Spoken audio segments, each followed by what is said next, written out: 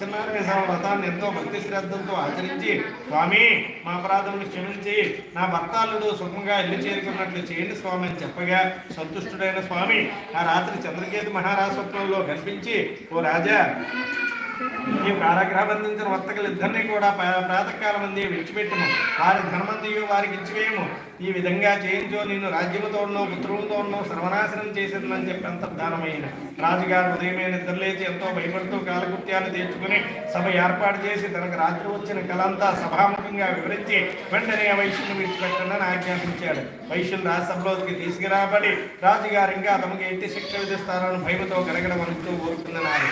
అప్పుడు వారిని చూసి మీరు భయపడవద్దు, దైవవిధి వల్ల మీకు ఇంటి కష్టాలు సంభవించమని వారికి శోకరమాదులు చేసి విలువగల వస్త్రములు ఇచ్చి సంతోషపడుతున్నాను. అంతయేగాక తాను స్వాధీనం చేసుకున్న దానికి రెట్టింపు ధనమిచ్చి ఓ వైశ్యులారా సుఖముగా మీ రాజ్యానికి పొందని చెప్పగా వారు రాజులని గర్భముగా కొనియాడి వారి రాజ్యానికి ఎంతో ఆనందంగా బయలుదేరిపోయేది.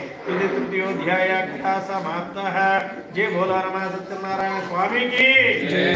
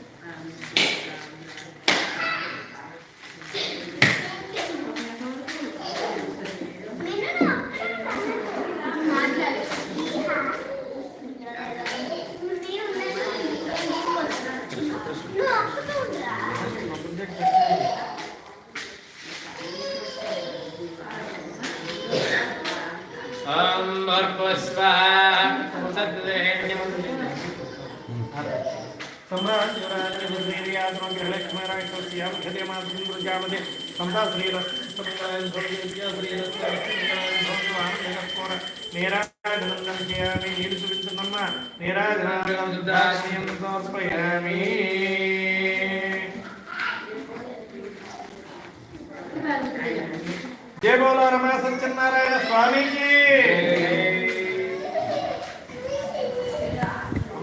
पुष्पाल తీసుకోండి.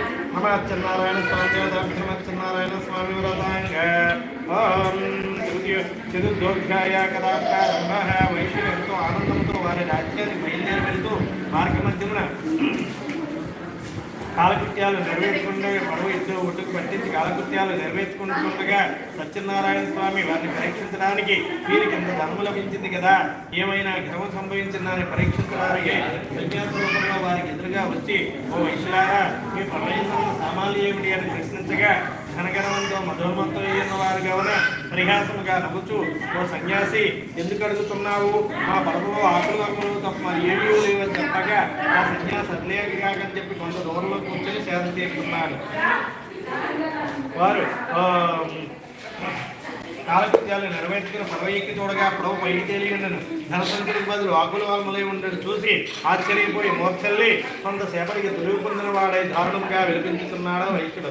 అప్పుడు అల్లుడు నామం చూసి ఎందుకేర్చుకున్నావు, ఆ సన్యాసి శక్తి తిరిగావనిట్లయింది, ఇప్పుడు ఏం చేసినా అతనికే శక్తి కలదు, పోయి ప్రార్థించమని చెప్పగా పరుగు పరుగున ఆ సన్యాసి వద్దకు పోయి మహాత్మా అవివేకంతో నీతో ప్రయాసంగా మాట్లాడుతుందని క్షమించిన స్వామి అని చెప్పగా సంతుష్టుడైన స్వామి ఆశీర్వదించారు. పడవ ఎక్కి చూడగా ధనవంతులు ఎక్కడదక్కడే ఉండను. ఎంతో ఆనందపడి వారి రాజ్యానికి బయలుదేరి వెళ్ళి వారి రాకను భార్యాభక్తులకి తెలిపిరమ్మని ఒక దూతలు ఇంటికి పంపారు. ఆ దూతలు ఇంటికి పోయేసరికి లీలావతి కళావతి సత్యనారాయణ స్వామి వ్రతాన్ని ఎంతో భక్తి శ్రద్ధలతో ఆచరించుకుంటున్నారు. వారిని చూసి ఓ అమ్మా నీ భర్తాళుడు కలిసి వచ్చినారు, పడవి ఇప్పుడు రేవు చేరిందని చెప్పగా ఎంతో ఆనందపడ్డదై నీవు త్వరగా పూజ ముగించుకురమ్ము, నేను నదీ తీరాన్ని బయలుదేరి వెళ్ళిపోయాను. పార్వతి వ్రతమైతే పూర్తి చేసింది కానీ భర్తను చూడాలని తొందరలో వ్రత ప్రసాదం భుజించకుండా తన ఆ నదీ తీరాన్ని బయలుదేరి వెళ్ళింది.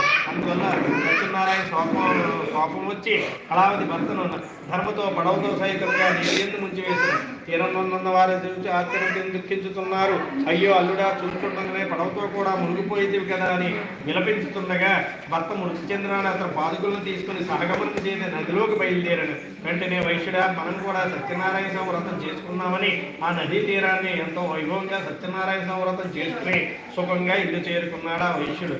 బ్రతికినంత కాలము కూడా పౌర్ణమి తిథి యందు రహస్యంగా సత్యనారాయణ స్వామి వ్రతం చేస్తూ సకల భోగాలు అనుభవించిన స్వర్గలోకానికి పోయాడు. ఇది తృతీయోధ్యాయ చతుర్థోధ్యాయ కదా